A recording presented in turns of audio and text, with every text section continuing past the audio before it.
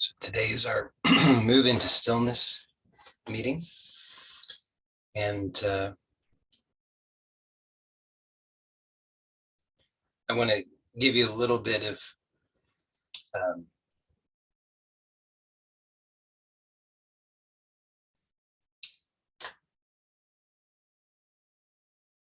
introduction to help to clarify what it is that we're exploring and why. So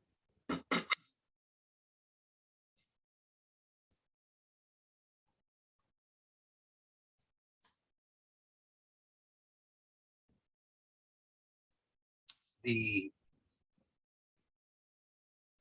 underlying, you could say, principle is that perfection is already existent. So we don't need to create that, and we don't need to do anything to make that so. It's already the case, and that's true at all levels. That's true at all levels, because all levels are fundamentally one. And so our purpose here is to discover that directly, and we're utilizing a certain subset of techniques for exploring in order to discover that directly. And so it's important to understand that everything that we do here is intended for that purpose. So you can help yourself in that regard by remembering that. And then, as is often pointed out, you can simply notice anything that's happening that seems to obscure that underlying reality. So to make that maybe clearer, say that the fundamental reality is a reality of oneness. It's a reality of ease. It's a reality of clarity. It's a reality of effortlessness. And that these qualities are not, have no opposite. So I'm using language which always is polarized. So there are opposites to these concepts that I'm using in language as concepts, but what it's being pointed to is what has no opposite. And so what we can do through these explorations is simply notice whatever it is that seems to be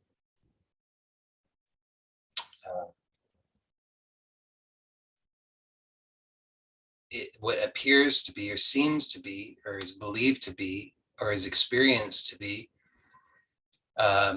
in opposition to that underlying reality. So, for example, when we consider effortlessness, then we're exploring this possibility of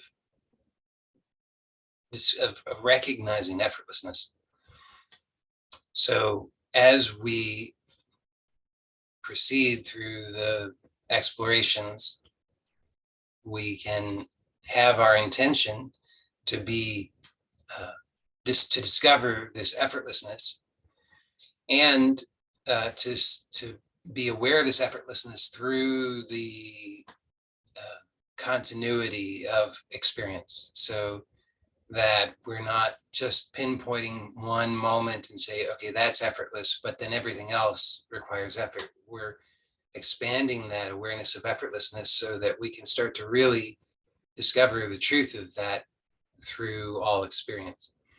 So then you start to notice what it is that is seemingly in opposition to that. So thoughts that say, well, I have to make effort, or simply habits of strain or effort that you discover somatically, or just that are felt. And so we move or explore, let's say all exploration is done with open awareness. So we're cultivating the skill of open awareness. And then the movement that we do is all done with from this open awareness and with this curiosity to discover directly the truth of effortlessness. So then as we're moving, we move with intention, we move with as much smoothness and slowness as is reasonably possible, so that we can be aware of whatever the habits are that seem to interfere with the direct realization of that effortlessness at all levels through all experience. So this is not about convincing the mind of these things and having a plan for action. It's not about having an exercise routine. It's not about strengthening or stretching. It's not about any of those things. It's about awareness of what it is that seems to interfere. And through that awareness of what seems to interfere, what becomes clearer is the underlying reality, which is supporting everything. And so everything is effortless. So we're going to start with some exploration of breathing, as we often do. And you may wonder why we do that. It's because, as I've pointed out, breathing is it's the primal movement. It's the movement that we are engaged in from the moment of birth until the moment of death, pretty much continuously. And yet we're usually not aware consciously of it. And if we are consciously aware of it, we're only superficially aware. And so to bring our focused, open awareness to that is, as hopefully you are starting to see, can be very useful, but not necessarily in a way that the mind understands from the beginning. So if you're able to do this seated, then we'll do it seated. If you're not able to do it seated, then you may do it from another posture, and that's fine. The reason to do it seated is just simply that it's an upright position, and we are upright more than we're not most of the time. And so we want to, and also in the upright position, we're usually engaged in a lot of unconscious strain. So this will help to highlight those things so that we can slowly dissolve and release them and reveal the underlying effortlessness and the support that's here. So if you can sit, then if possible, sit without back support. So ideally you would be sitting on a firm, flat surface with your, either if you're sitting on the floor, then you wouldn't have your feet on the floor per se, in the way that your soles of your feet would not be on the floor. You would be cross-legged or in some other position on the floor. Or if you're seated in a chair, then it would be best if your feet can be on the floor so that the soles of the feet are actually touching the floor.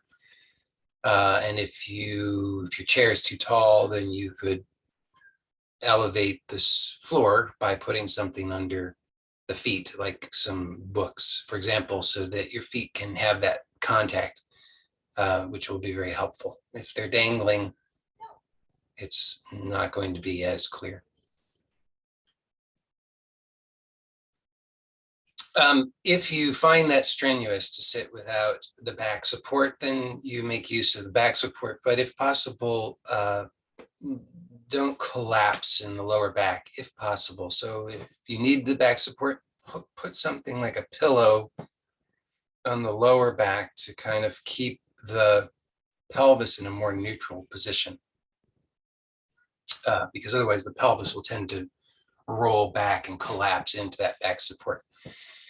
So this is true if you're sitting on a chair or on the floor. If you're sitting on a floor and you find that's reasonably comfortable, but you keep rounding in the back, you can use the support of wall on your back, but you would want to do the same thing. You'd want to put something in, like a pillow on the lower back, so that you don't indulge that tendency to roll the pelvis backward and collapse in that way. Because here we're wanting to be as upright as possible if we're upright.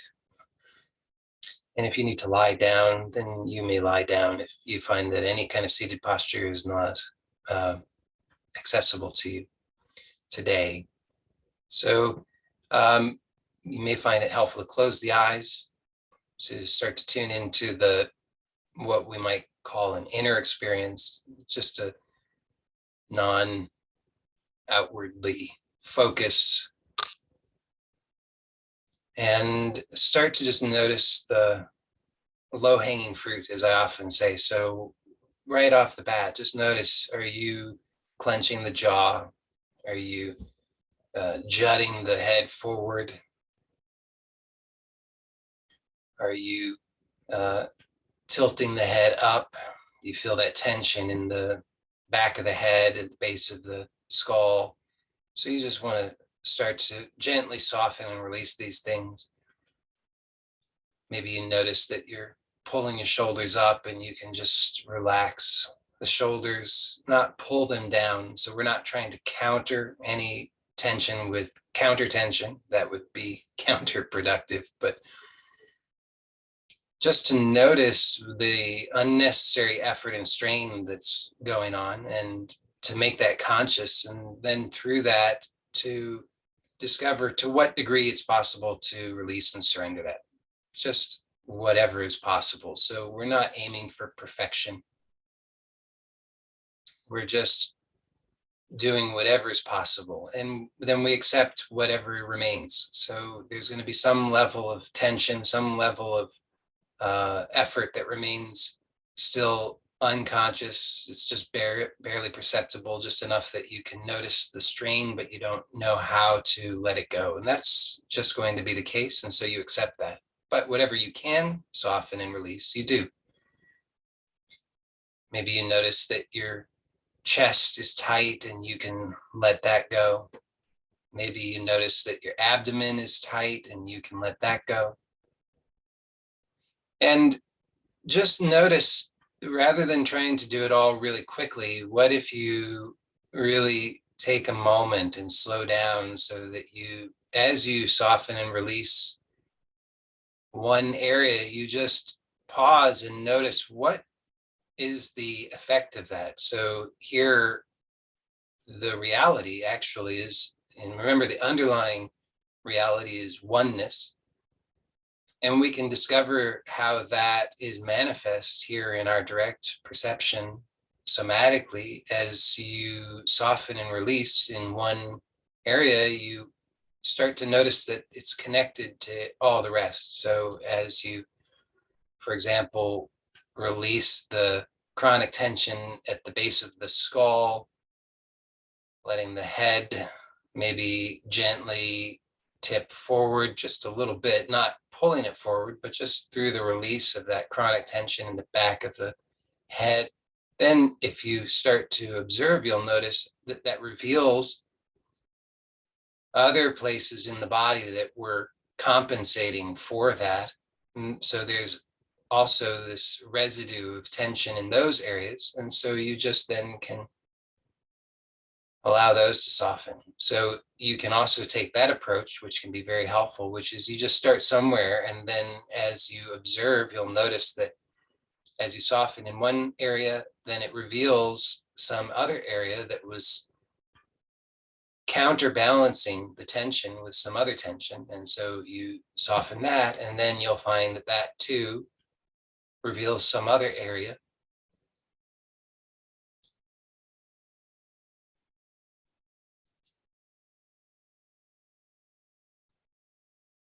And of course, what also will happen is that because it's habitual, a lot of the tension will reassert itself. And so we could just stay at this all day, and that would be interesting and quite possibly useful. But we're also going to allow and accept that we don't need to arrive at perfection. We're just becoming aware to the degree that we can, and we're not aiming to maintain forever some kind of ideal state. We're just discovering, surrendering, releasing, softening. And then start to be aware of your skeleton, which might seem strange, but the reason that we want to become aware of the skeleton is that the skeleton is a gross level manifestation of the underlying support, so that it actually is capable of taking the majority of the load. But what we habitually do is take that load into the soft tissues, into the fascia and the muscles. And that becomes this chronic armored state that manifests not only as physical discomfort, but also emotional discomfort, psychological discomfort. And so the more that we can release that soft tissue tension, then we're relying on the underlying structure, the bones, the skeleton, to take that load. And it turns out that's exactly what the bones are designed to do. In fact, the bones are healthiest under load. This is a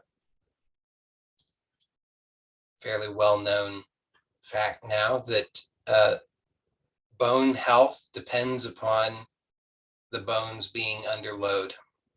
So if the bone, it's a case of if you don't use it, you lose it. So if the bones aren't under that load, if they're not doing their job, then they start to deteriorate. And it's not only that the bone structure, that the minerals start to exit the bones, but also that the bones do more than just that. The bones are the place in which the red blood cells are produced. So a big part of our immune system is in the bones.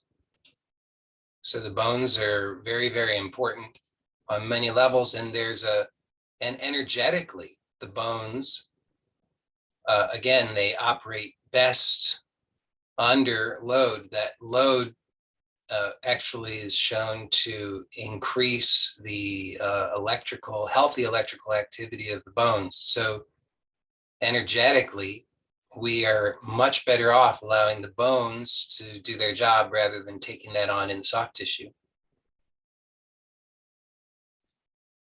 So be aware of the bones. Can you be aware of the spinal column?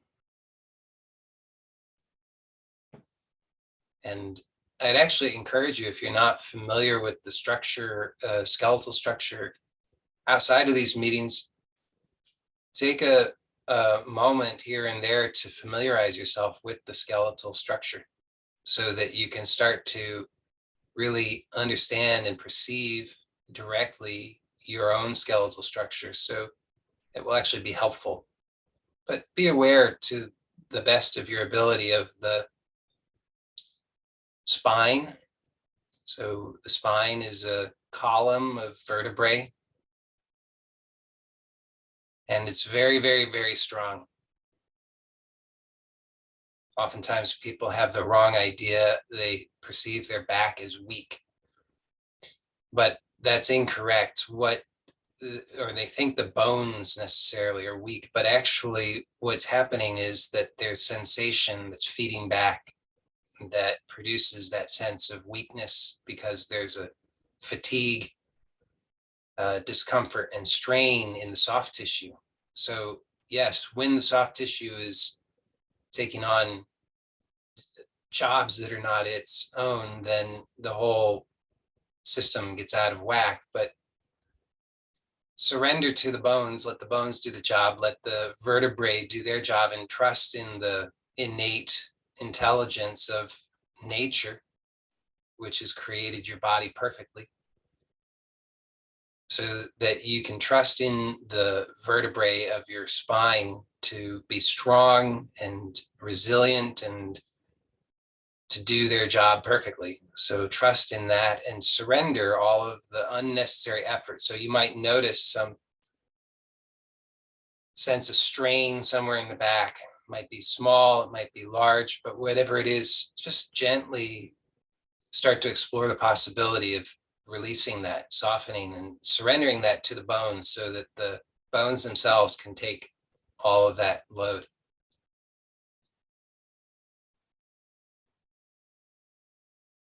Of course, then your ribs are connected to the spine, so you can be aware not only of the spine, but also of the ribs connected to the spine. So they wrap around from the back to the front. So you can have that also in your awareness. And also letting the ribs take the load of the chest.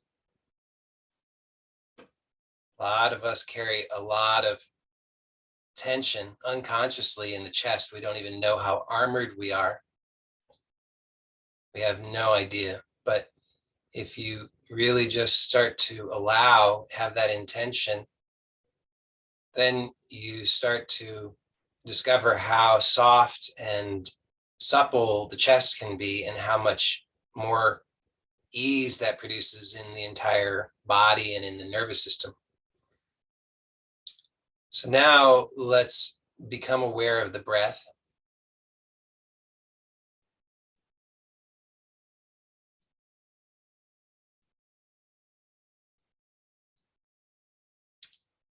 So just notice whatever you notice to begin with, and to the best of your ability, don't indulge the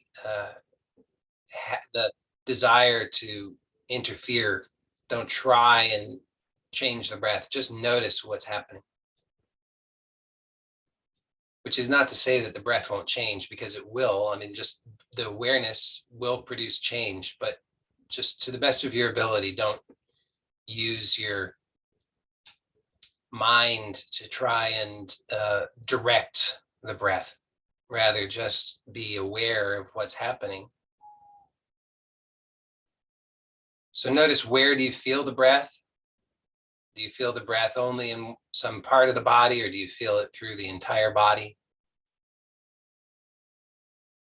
Does the breath feel satisfying?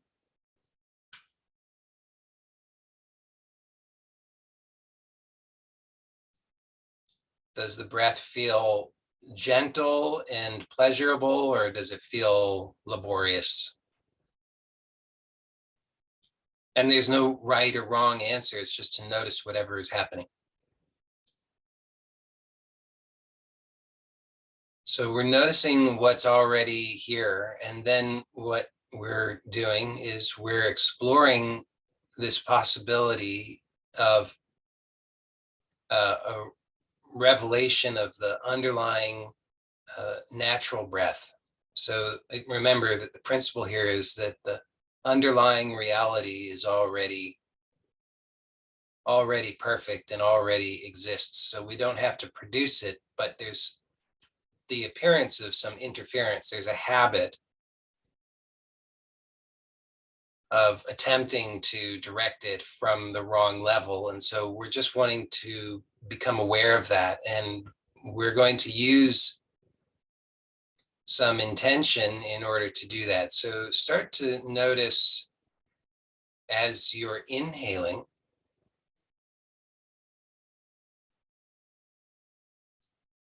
is the breath smooth and continuous, or are there areas of the breath in which there's some hesitation or apprehension or spasming, or in which it seems like there's kind of like a speed bump that you don't know really how to smoothly transition, but you feel like you must push past it in order to get a satisfying breath? Just be aware of these things. And then have the intention that this is not through force, but it's just an intention. And then just start to imagine this possibility of a smoother breath. So maybe that means that it might need to just ever so slightly slow down, maybe ever so slightly Uh, it could even, in some cases, the volume could reduce. Maybe you find actually you're breathing a little too much.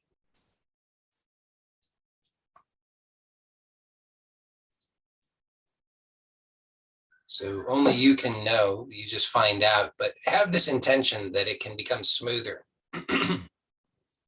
So you're then becoming aware of whatever seems to be not smooth. And you're allowing that to start to smooth out. So do less, make less effort.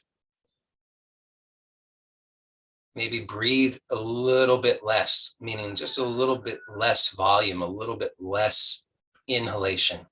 Not because that's how you should always breathe, but just as an experiment to see what happens. If you can just reduce some things a little bit, maybe that allows you to start to discover a smoother, gentler breath.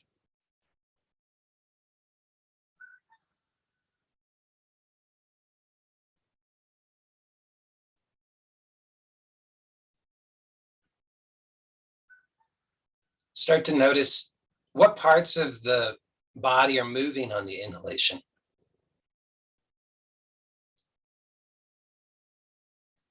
And again, it's not because this is always going to be the right way to breathe, but for our purposes here, start to explore this possibility of letting the bones be fairly stable, so that if you're imagining your skeleton is not moving very much. It's not swaying forward and backward. It's not bending. The head remains very relaxed atop the spine, and the shoulders remain relaxed. So if that's true, then notice what part of your body is moving to accommodate the breath.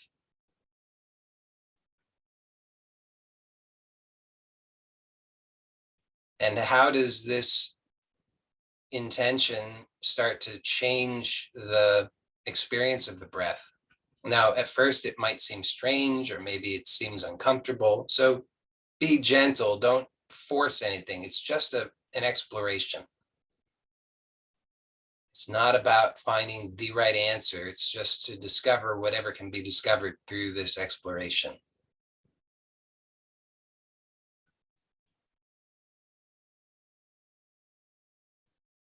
Notice how that intention to allow the skeleton to remain fairly much in place, not moving a great deal. We're not holding it tightly or rigidly, but just not making exaggerated movements. Then how does that change the shape and location of the breath?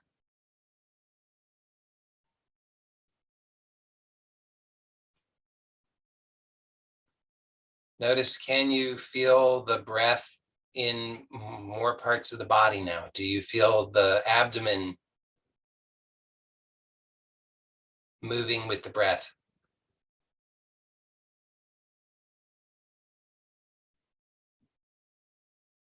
Can you feel the lower back moving with the breath?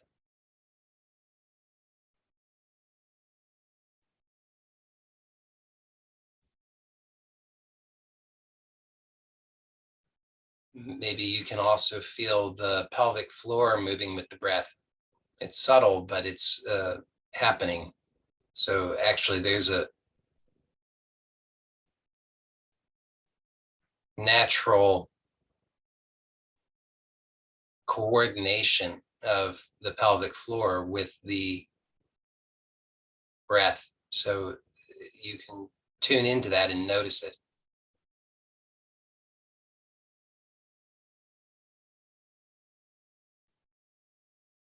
Now, let's be aware also of the exhalation. So, but continue to be aware of the inhalation, but also be aware of the exhalation, and notice the same sort of thing on the exhalation that you've been noticing on the inhalation. So on the exhalation, do you notice any points at which there's a hesitation or apprehension or spasming or strain? uncertainty, discomfort.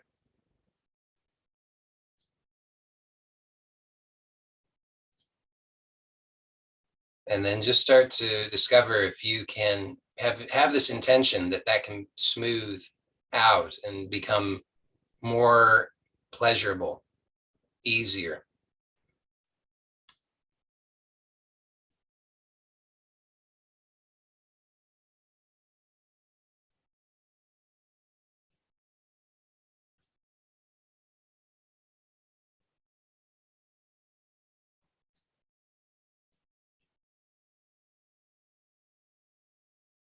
And then start to see what happens. Can you allow the breath to become extended, both the inhalation and the exhalation, without any strain?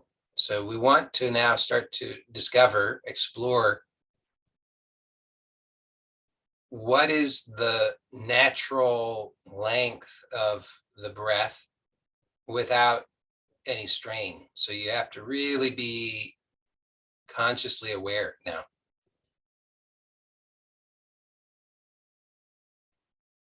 So you let the inhalation continue for as long as possible without any strain. So if the first hint of any strain, you stop the inhalation.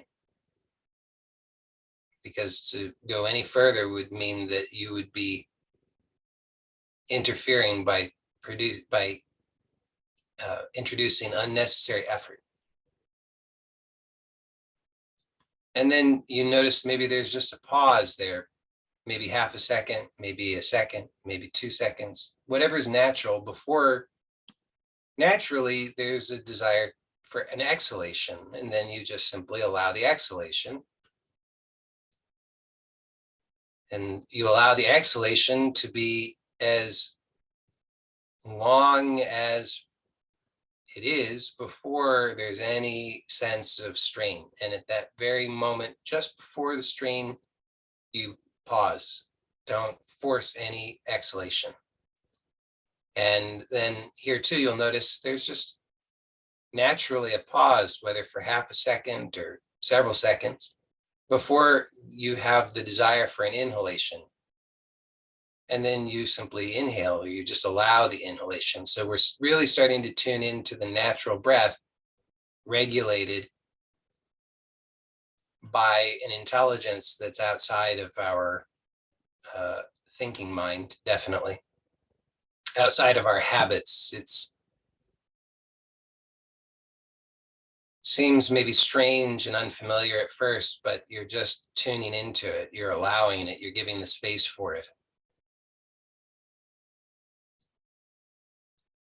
So it's also important that you're not pushing into air hunger. So if you start to find that you're becoming uncomfortable, or you're gasping for air, or anything becomes sort of dysregulated, then it just means you need to ease up.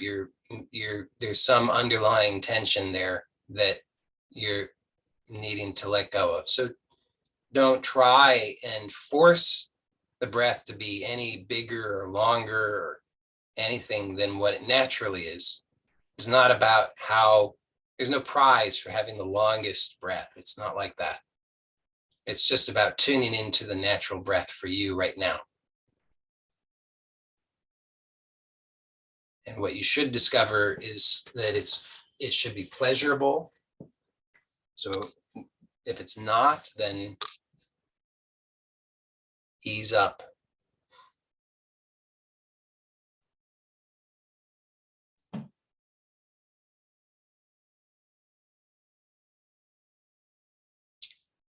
Okay, and now we're going to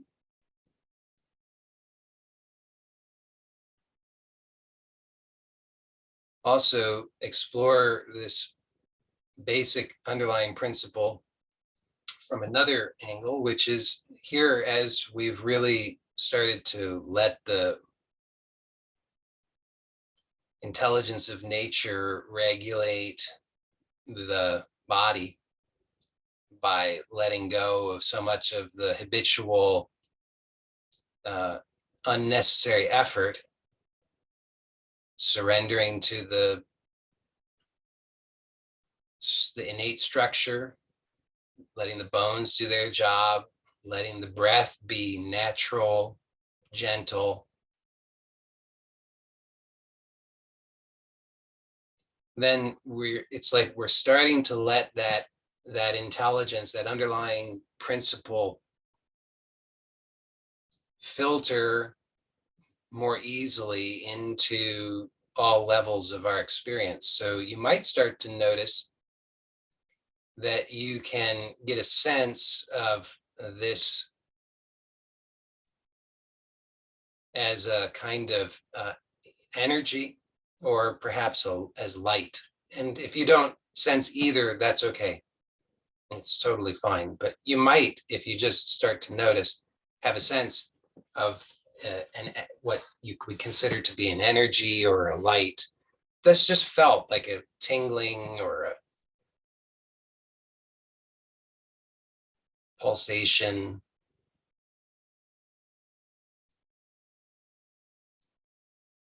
And so here is a subtler manifestation of the underlying support. So we can notice it at the level of the bones. And then at a still subtler level is this kind of energetic level. And so you might start to notice still these areas in your awareness of what you consider to be your body that seem not to be flowing as easily as other areas. So you would notice them with a sense of discomfort or strain or some kind of blockage or pressure. And so at it's even subtler level, we can start to allow this natural intelligence to flow simply by directing our awareness with intention to allow whatever blockage is there to dissolve. So normally, unconsciously, when we encounter these blockages, these sensations, what we do actually is we increase the amount of effort that we're making.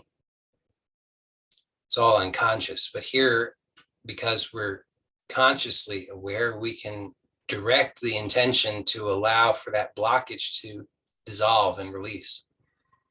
So you can have this image, if it's useful to you, the image of a hose, like a garden hose. And the hose is simply the channel through which the water flows. Now, as the water flows through the hose, it produces it will give some tone to the hose. So we all probably have had the experience of seeing a hose when water's flowing through it or when water's not flowing through it, knowing the difference. So you could start to imagine that your body is like a channel for this energy. And where these blockages are, where you perceive the discomfort or however you understand it, it's as if there's a kink in the hose. So there's a pressure that's building up there because it's not allowed to flow. And all that's needed is to unkink the hose, which you can do simply through intention. So you just direct your intention to allow for that area to unkink, to dissolve the blockage so that the energy can flow. And you might discover a pleasant surprise.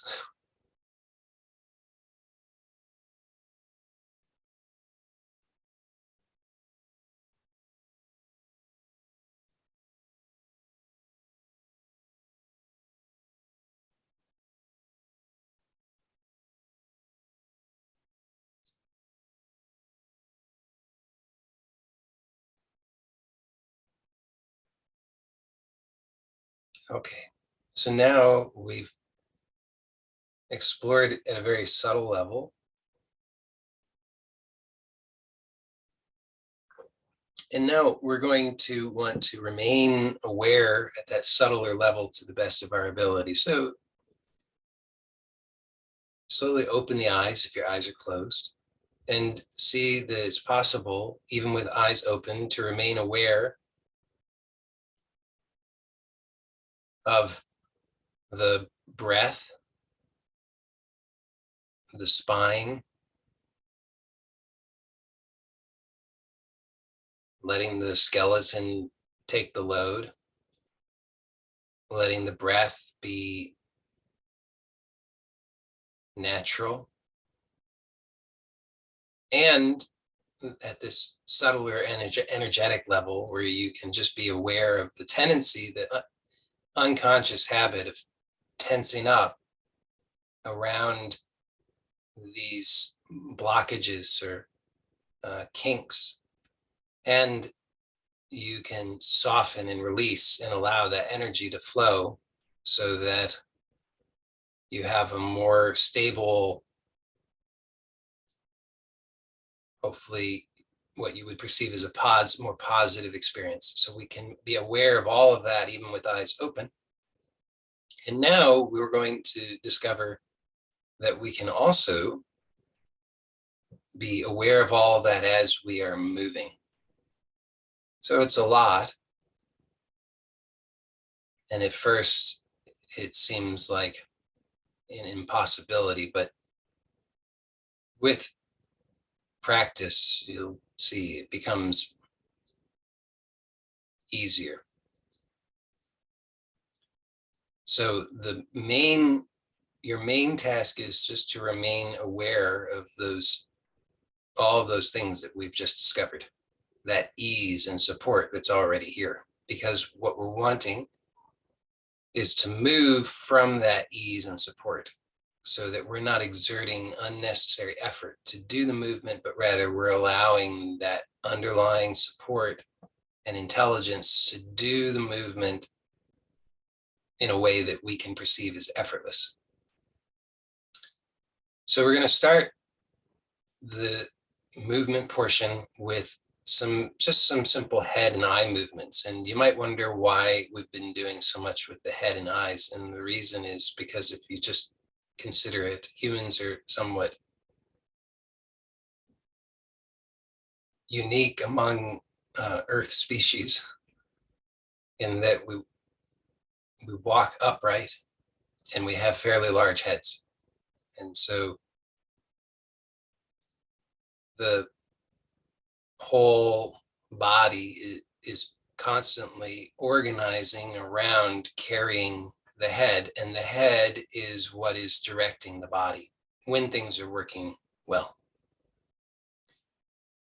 So we're wanting to reestablish that natural order of things by helping our bodies and nervous systems to be familiar and comfortable with having this head on top of the rest of the body and being able to move the head comfortably and freely and directing the activity of the body with the eyes and the head. So everything will organize around that and everything becomes easier. Again, it is part of the revealing of this fundamental principle of effortlessness. So start by just becoming aware of the eyes, and then just start to move the eyes and notice that hopefully naturally you also want to move the head along with the eyes. And you can start just by moving the eyes and head left and right. So just side to side. And start to do this imagining like you're a baby. And so you're just starting to explore your world. So rather than it being so mechanical, it's actually very integrated and practical. So you start to look with the eyes, and then the head follows. So what are you interested in? You start to notice something that you're interested in at the left, and then to center, and then to the right. So you're moving the eyes to that, and then your head is coming along for the ride. And just do this a few more times. And be aware again of all of those underlying things. So if you're not breathing, then relax enough that you can breathe. If you find that you're forgetting about the skeleton, then slow it down so you can let yourself be aware of the skeleton and start to notice what's really moving here. If you're aware of the bones, be aware of the skull, be aware of the vertebrae of the neck and how they're moving. So if the eyes are what initiate the movement, and then you can just, when you next come back to center, you can just rest and let that integrate for a moment. Now, if the eyes are what initiate the movement, then you can start to become aware that there's a kind of sequence in this movement, that it's like the eyes are leading, that skull follows the eyes, the uppermost vertebrae follows the skull, the next vertebrae down follows the uppermost vertebrae. So you can start to have that awareness and see what that does.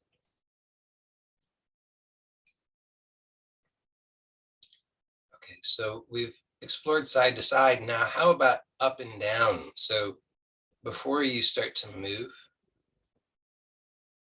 I want to suggest make very small movements until you're very comfortable. And then you can expand on that. But I want you to also have this, it's important that you have the awareness of the skeleton, just as I've been describing, and how it is that the eyes initiate the movement and everything else follows in sequence. So if we move the head up and down to do this movement, and it's just the skull that's moving, and we're just hinging at that one joint, then we are not using the whole body. We're not relying on the underlying structure. It becomes strenuous. It introduces stress into the system, and the nervous system will respond by tightening up, producing discomfort and maybe even pain to prevent further movement, because what's registering is this is not safe. So we always want to move in a way that helps to support a sense of safety, because even if that's a small movement at first, even if it seems like the movement is non-existent, if we are willing to stay with that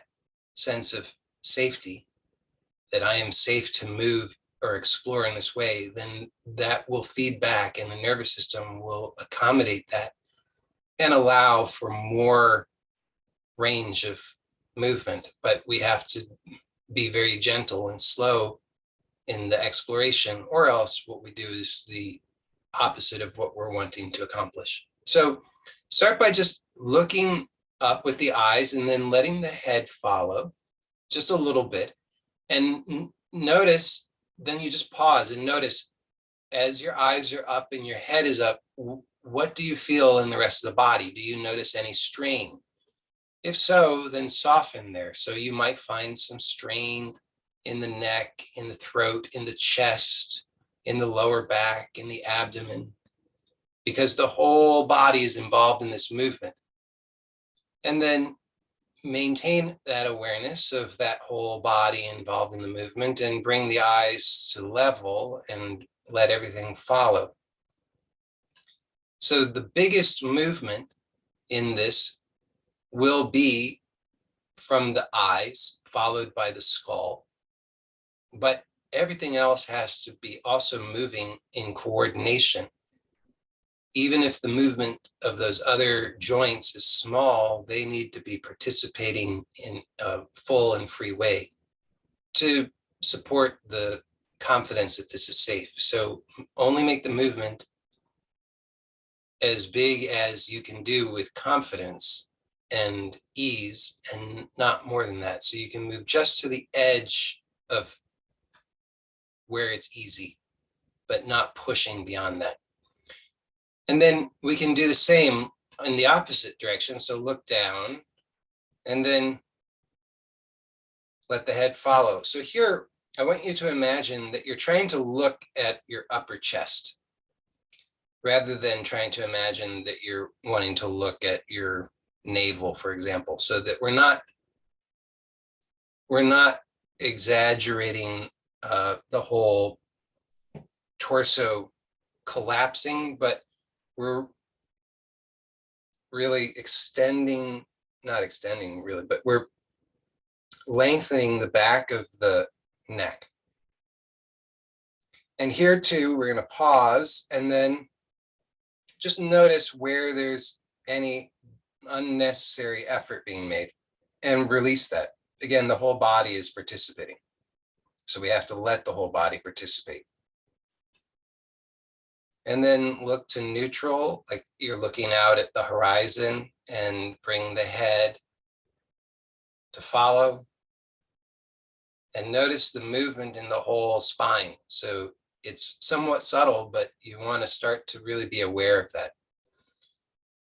So notice, if you were here last week, then you'll recall we did these deep neck flexion, and we're exploring that here too. So when you're looking down and letting the head follow, we're not dropping everything down. We're flexing the upper cervical spine. And then when you bring the eyes and head back to level, remain aware of that so that you're not losing all of that, because our tendency is to have our head forward. But this movement is helping us to become aware of our head in space atop the spine. So we want to do it with awareness, and you'll start to discover that, oh, actually it's comfortable to have the head atop the spine, balanced atop the spine rather than forward like this. So now just explore that at your own pace. Up and then neutral, and then down. And again, we're having that deep neck flexion here, and then maintaining that, coming up to neutral, and really finding how the skull can come to rest atop the spine here. And take a moment at any point that you need to pause and really feel the whole body. Let everything come into alignment so that you're not just flinging yourself around without awareness, because then all that does is reinforce the old habits. But here we're wanting to discover that underlying ease. So it's just up and down at your own pace, pausing as you need to, and only within your range of comfort. And as that range expands, then you'll move within that range. It will be a bigger range. So, it might start out where your head is barely moving, just seems imperceptible, just this little tiny bit. And then after a while, you start to find, oh, the whole chest can open, the back is able to bend, the shoulders can relax, But the whole range of movement is done with confidence and ease, not with strain. And again, you can always know based on whether you're able to breathe. So if you can remain aware of the breath and the breath can remain natural and not strained, then you're doing it well. If it's not just how it looks, it's how it looks is of fairly little importance here. What matters the most is your own experience of it. And now we'll, again, just when you come to neutral, just pause and let that integrate for a moment. So feel the whole body, feel the spine. Notice how the head is on top of the spine.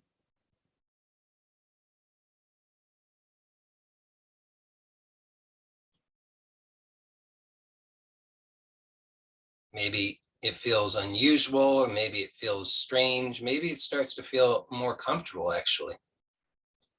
It's an interesting thing. At first, it seems strange. Maybe it seems uncomfortable.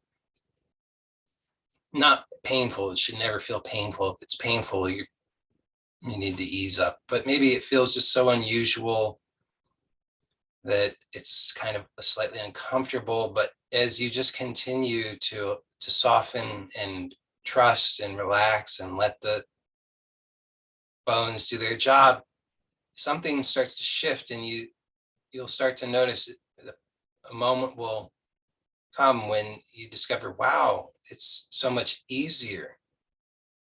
I'm not holding so much tension in the abdomen.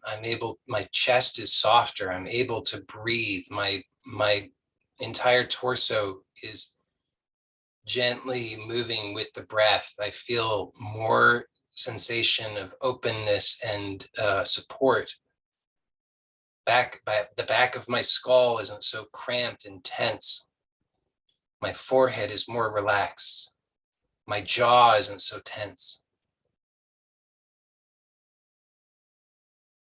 That might take time. But bit by bit, it starts to happen. So we'll just conclude with one final gentle exploration, which combines those two kinds of movements that we just did. So we did this side to side rotation, and we did the up and down. So now, of course, in real life,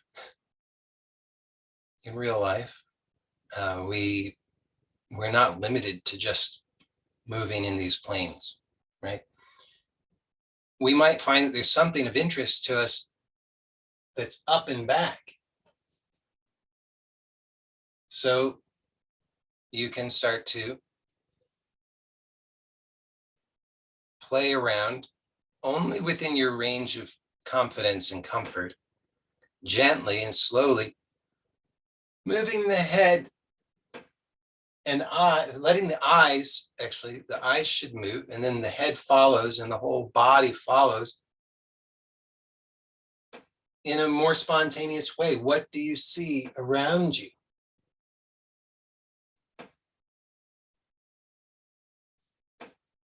What is of interest? And notice how the whole body is involved. So let the whole body be involved. Don't hold anything rigidly, but move with confidence only within your range of comfort. So I'm making big movements. You don't have to make big movements, but just start to play around with letting the eyes lead, letting the head follow, and letting the rest of the body participate in a smooth, gentle, effortless way, and start to discover what it is like to explore your world in this new way that's not so strenuous, that's more open and curious, where you're able to breathe where you're able to allow the support of the body, the skeleton, and the underlying energy to do the movement, so that there's simply an intention of curiosity. The eyes direct the movement to explore that. So you start to maybe get a sense of this smooth, continuous experience from subtle, just this subtle intention, energetic, then the whole body starts to participate. So you start to feel what it's like to actually be inhabiting the body with this childlike curiosity and capacity, because it's no longer obstructed so much by all of the burdens that we've been carrying around, because you're discovering how to release those and surrender to the underlying support that can do all of that if we just allow it. So thank you, as always, for joining me. And that concludes our session today. So if you have any questions, please let me know. You can send me an email or contact me. For those of you who have access to the messenger group, you can contact me there. And always remember, be gentle, take good care of yourself.